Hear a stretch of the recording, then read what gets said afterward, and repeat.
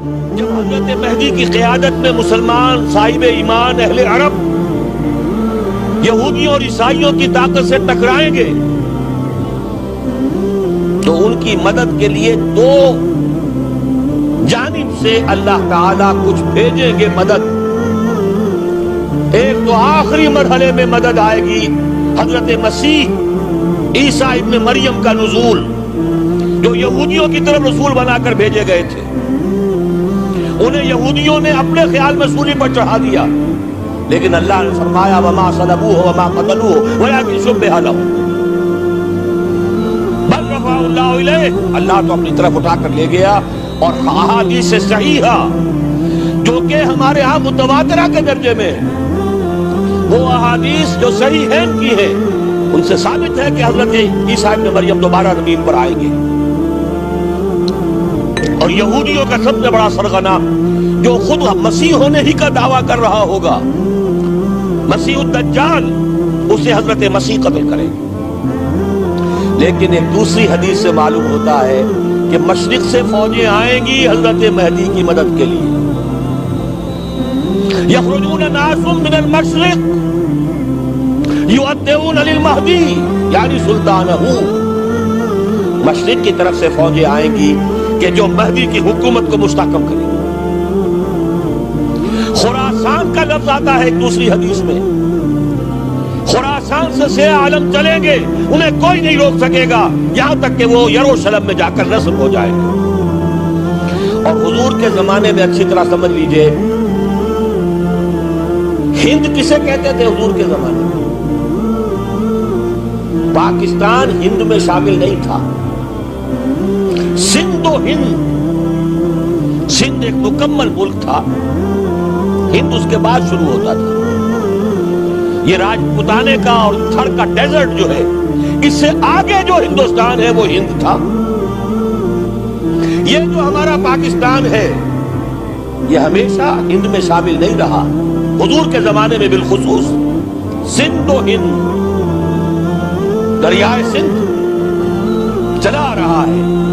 یہ ساری ٹریبیوٹریز جو پنجاب کے اندر اس کی ہیں، یہ سب ایک علیحدہ ملک ہے جو اس زمانے میں سندھ کہلاتا تھا. اور نمبر 2 یاد کیجئے، اس زمانے میں خراسان ایک علاقہ تھا جس میں موجودہ افغانستان کا 2/3، تھوڑا سا حصہ ایران کا، اور جہاں تک میں تحقیق کر سکا ہوں آج تک پاکستان کا بھی علاقہ، خاص طور پر مالاکنڈ ڈویژن جو اس خراسان میں شامل ہے. خراسان سے سیاہ عالم چلیں گے جو جا کر یروشلم میں نصب ہوں گے. یہاں بھی ایک نقطہ نوٹ کر لیجئے، پہلے بھی یروشلم ہم سے چھینا تھا. کس نے چھینا تھا؟ عیسائیوں نے، کروسیڈرز. واپس کون لیا؟ کس نے لیا؟ عربوں میں دم نہیں تھا، عرب عیاشیوں کی وجہ سے کھوکھلے ہو چکے. واپس لینے والا صلاح الدین ایوبی، کرد خون. اب دوبارہ یروشلم لیا جا چکا. چھینا کن سے گیا؟ عربوں سے. عرب واپس لے سکتے ہیں؟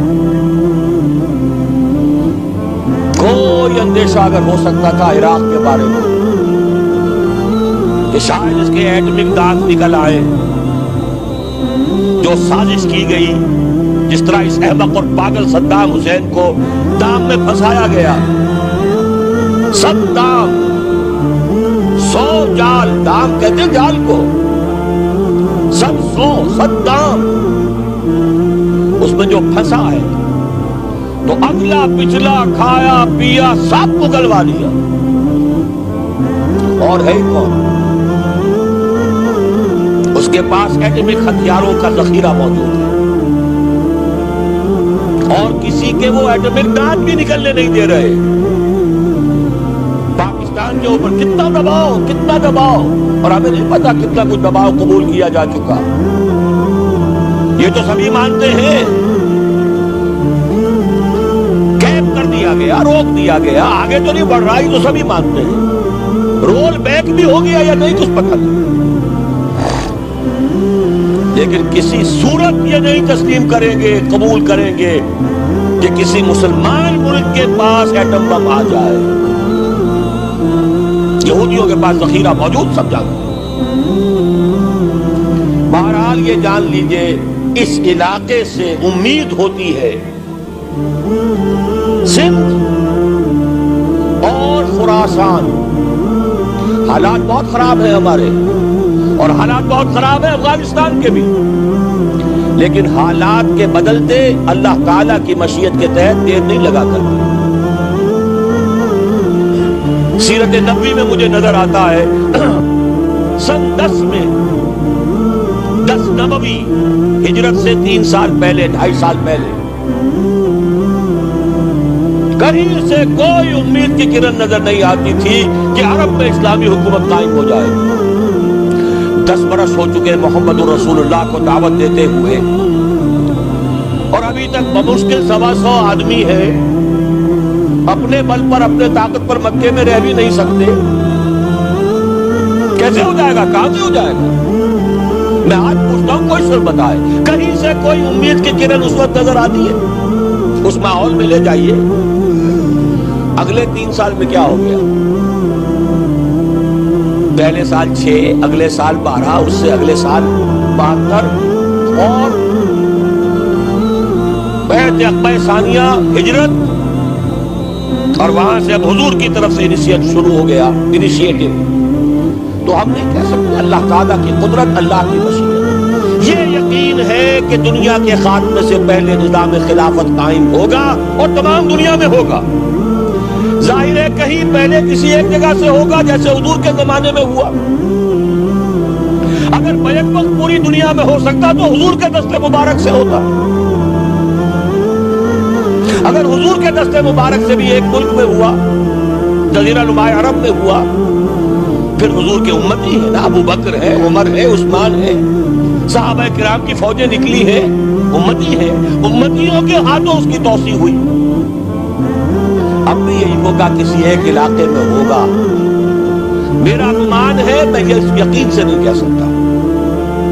گمان بھی میرا ان احادیث کی روشنی میں ہے جو میں نے آپ کو بتا دی اور موجود ہے اس کتابچے کے اندر. علامہ اقبال نے بھی انہی کے حوالے سے کہیں کہا ہے، میرے عرب کو آئی ٹھنڈی ہوا جہاں سے، میرا وطن وہی ہے، میرا وطن وہی ہے. اس علاقے سے کچھ ہونے والا ہے اور ہوگا انشاءاللہ. میری زندگی میں نہ ہو، آپ کی زندگی میں نہ ہو، کوئی پرواہ نہیں. حضرت حمزہ تو شہید ہو گئے غزوہ احد میں. 5 سال کے بعد حضور مکے میں داخل ہوئے ہیں فاتح کی حیثیت سے. حضرت حمزہ کی نگاہوں نے، ان آنکھوں نے تو نہیں دیکھا. عالم ارواح میں اللہ نے کیا مشاہدہ کرایا ہوگا انہیں، وہ تو ہمیں معلوم نہیں.